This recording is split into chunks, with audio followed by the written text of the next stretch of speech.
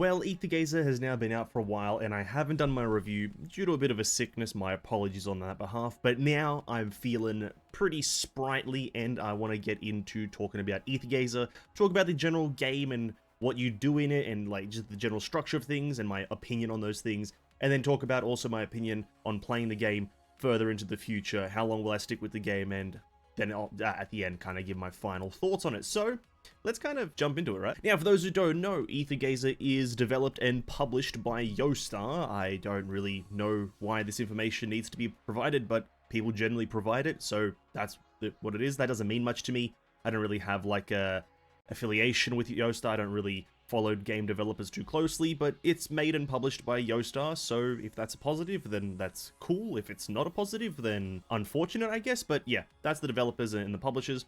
And the game, for those who are unaware, is a hub-based, kind of stage-based arena brawler where you, the character that you've chosen, and two other characters that you assign as teammates go into an arena and kill enemies, dodge abilities, do ultimates, and, you know, do a bunch of damage in the field, kill all the enemies, and the stage is over. That is the general structure. There's a lot of other mini-games and events that change the general structure, like there's a racing event right now where you actually just jump into a speedboat and race around. I think it's because of the new character Skadi. That is the general structure of the game, and to be quite fair with you, it does that pretty well. The game has really nice combat, really fluid combat, but it does have a few problems with the combat in my opinion. Now, apart from it being just generally smooth and fluid, the combat is very, how do I word this? Stiff?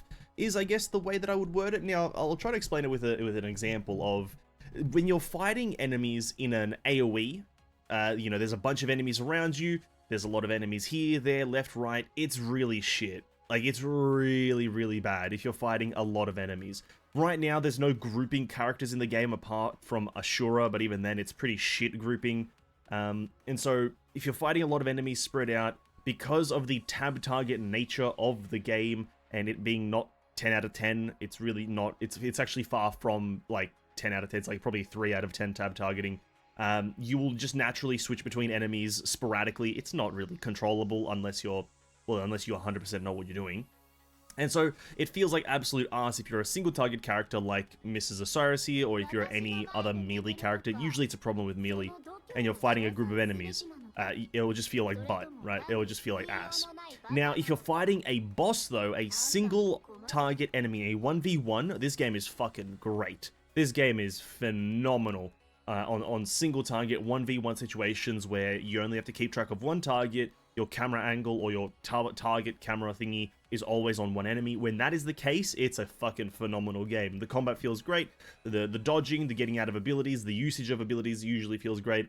There's a bit of a delay, I think it's mainly because it's playing through an emulator, but there's sometimes a really big delay on dodging. I don't think dodging is as responsive as it could be, but I do know that the developers have kind of hinted at making a PC launcher for the game, so once that happens, that's when maybe an opinion on responsiveness could be a bit more a bit more objective. But generally speaking, the single target combat is actually phenomenal in my opinion. I think a lot of the characters are fine in that regards. I haven't played all the characters, I should say. I've played maybe a handful.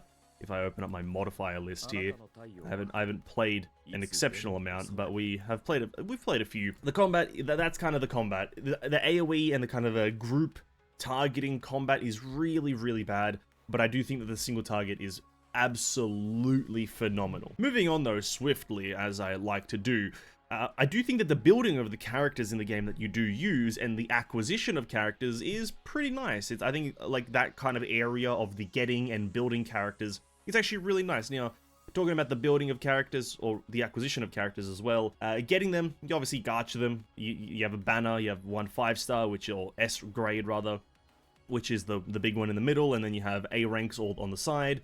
And you need 2,000 Johnsons, or rolls, as gems rather, as I like to call them. You need 2,000 per 10 pull, and you get a character every 70. You get an S grade here, it says at the bottom. S grade modifier guaranteed every 70. I'm not too familiar with the PD because I haven't rolled myself. I'm saving for Hades because I'm a cultured individual. And you have the functors, which are the pseudo weapons, if you want to classify them as that. That's what I'll refer to them as weapons, because they are the equipable item onto the character. But this part of it is actually incredibly nice.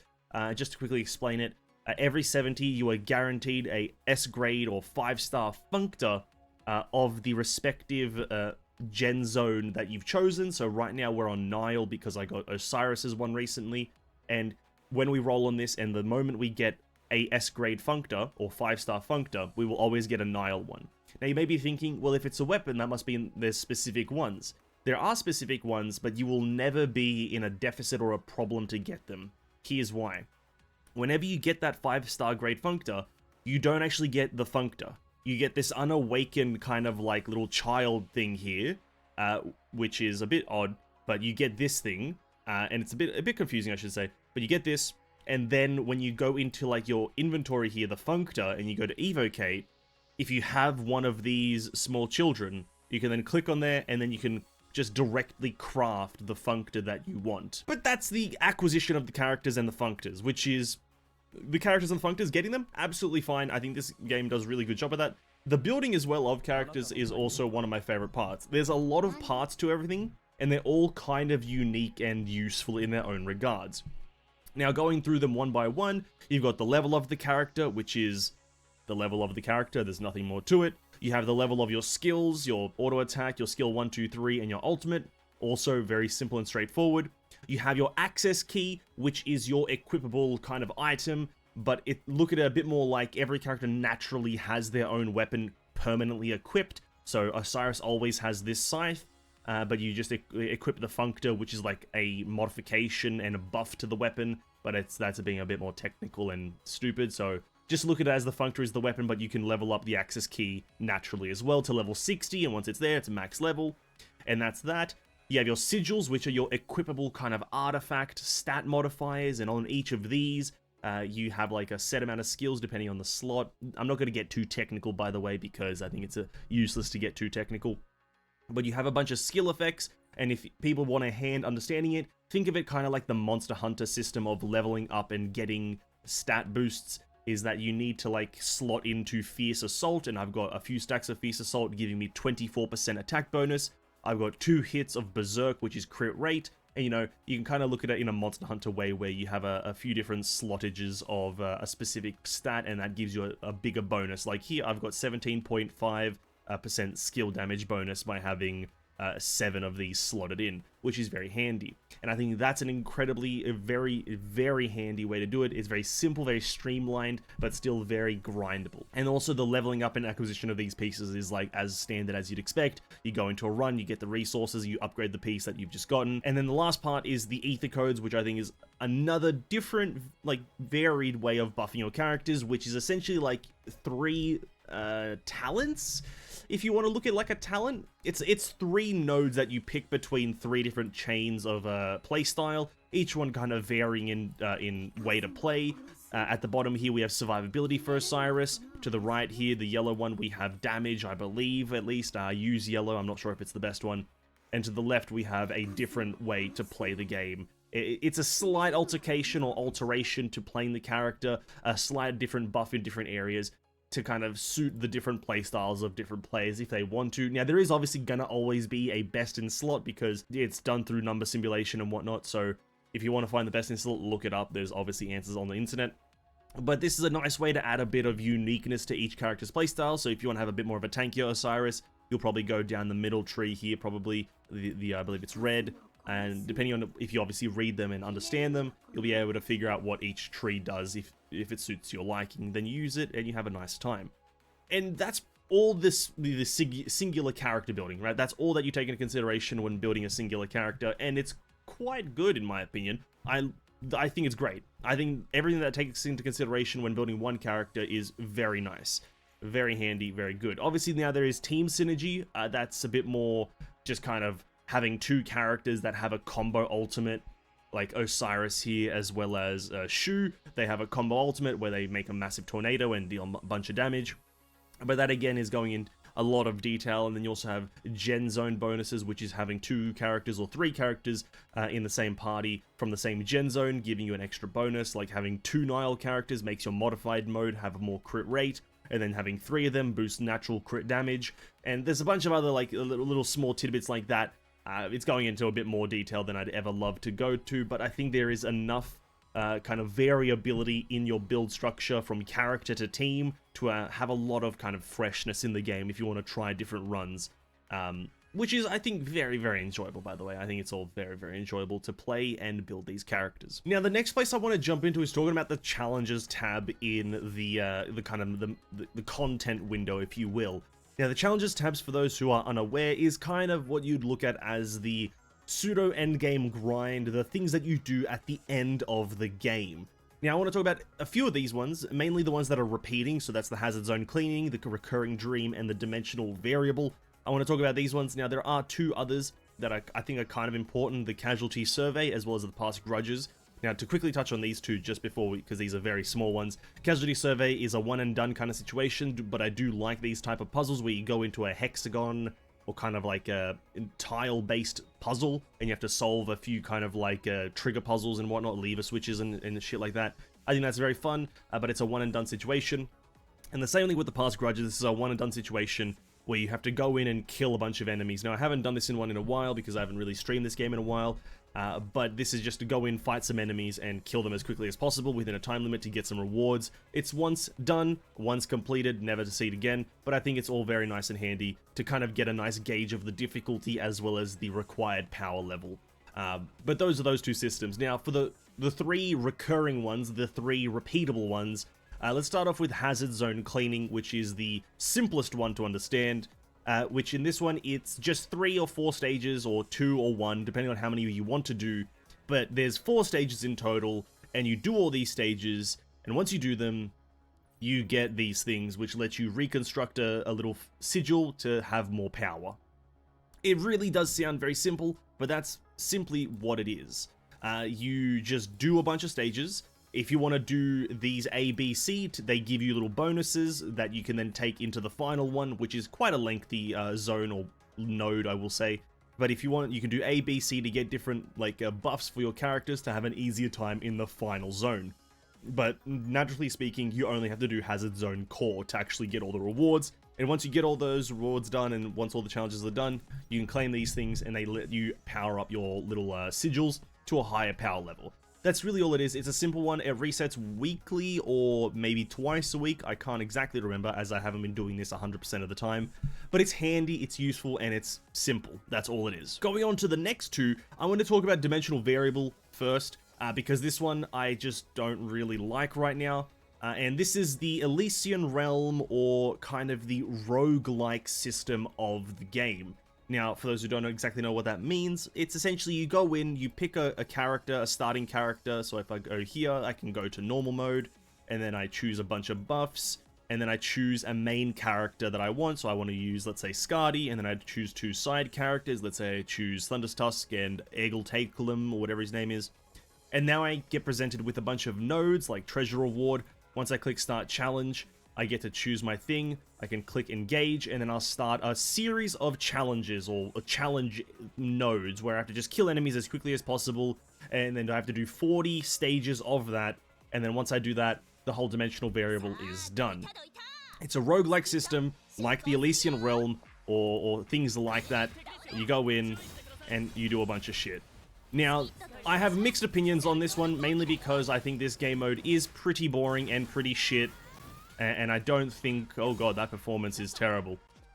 I don't think this game mode is as good as it could be. Now, the reason for that, it's depth and build-wise, it's absolutely fine. But the reason I don't think it's as good as it could be is that it's far too long. 40 stages takes you about 2 hours to complete. If you're rushing, if anything. If you're taking your time, probably about like 2 hours plus, so about 4 hours. But if you're trying to do this as quickly as possible, it feels like 2 hours is the bare minimum.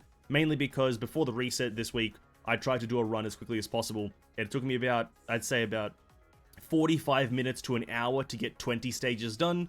So this is not the most intuitive zone or the most intuitive game mode that I've ever had, and I don't think it's that good.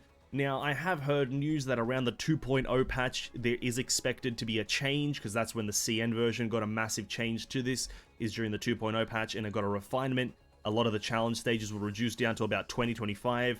and it got a lot of refinements to it. You can use your own characters and whatnot.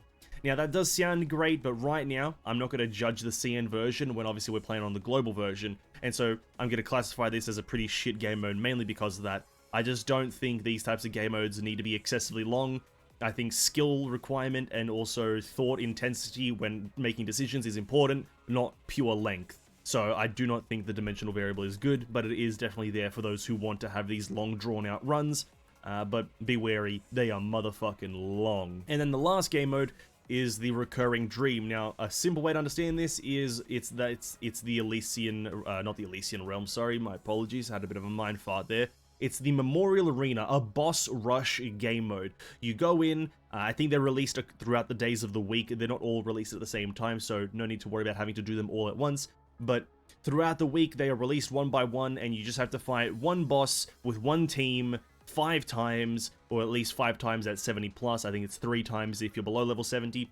But you fight the boss a bunch of times, each tier increasing in difficulty, and you can get 2 to 3 stars or 1 to 3 stars, depending on, you know, a few challenges. And your star level depends what you get as a reward. If you get, you know, 35 stars out of 40, out of 45, then you'll get obviously less rewards. And it's a fun one. You designate certain characters to certain bosses, and then you go in and have a fun time trying to kill them.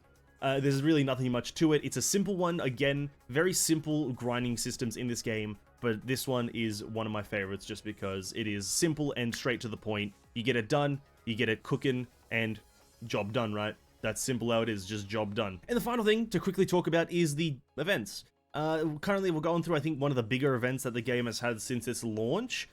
Which it obviously has a lot of game modes to it and a lot of interesting things going around to it, but it's the Counterside Whale Song, which has a bunch of different interesting things going for it, like Oceanic Survey, which is the race that I mentioned earlier in the video, and then we have Azure Catch, which unfortunately on emulator for some reason for me lags a lot, so I don't usually do it, but you have this little fishing game mode, which you've probably seen many a time in gaming history, and you've also got a bunch of, didn't want to go back in there again. And then you have a bunch of like different nodes here to do, which I've already completed fully, and these are all puzzle game modes and whatnot. And so the first event and the general event structure for Aethergazer is pretty good. It gives a lot of variety in terms of gameplay style. It's not all just killing enemies on repeat for like 20 minutes, but it also isn't just for these random obscure things. It's usually in line with the theme of the current character. So right now we're with Skadi, and she's kind of this jet ski kind of character who's like surfs the water, and it's a general water kind of like adventure island themed event like this event right here, which if I was to just jump into one of these things as a little example, it is just a racing event. You as Skadi engage ski boat mode and or kind of like you engage this mode and you kind of go for it, right? And then you can enter the speed boost mode, and there's a tutorial, which nobody actually cares about, but you enter speed mode, and you just kind of go. And it's all very interesting and very cool in my opinion, which I find very nice. And the event structure seems to be pretty good, so that's that really. And that's pretty much all that I really wanted to cover in the review. I think the game is great, by the way. I think the game definitely has its place in the gacha world, because I do think that it does a lot of things correct, and a lot of things in an interesting manner. Mainly its character design. I didn't touch upon it in the main sections, but character design is one thing that I think the game does extremely well, as all characters are based around some sort of a religious following. Technically, you have like Greek characters, you have Egyptian characters, you have Elvish characters, which is, yeah. And then you have a few other like genre of characters. You have the Shikigami, which is Japanese, and you have Asterism, which I don't really know what that is, but you have a bunch of, and they're themed very nicely. You got Apollo, you got Osiris, you got Nuada, you got Hodor, you got Poseidon, and I think that's really good, and I think the game does a lot of things great, and I very much will see myself playing this game into the future, probably after Hades, well after Hades, maybe try to make it up to the 2.0 patch. No promises though, because obviously interest has to be high, and so if it's not interesting, probably won't play it, but the game does show interest to me, and I will show interest in it, and so I think the game is great. For those who aren't playing it, that's absolutely respectable. There are a lot of gacha games out right now of super high quality. This year has been, I think, very odd, but also very good for gacha games. HSR launches, Genshin's still going strong, Honkai Impact is in a very weird situation. A lot of other games like Blue Archive, this here, Eversoul, whatever the hell. There's a lot of games. There's a lot of games out there to play. And if you've chosen Aethergazer, you've chosen a good one.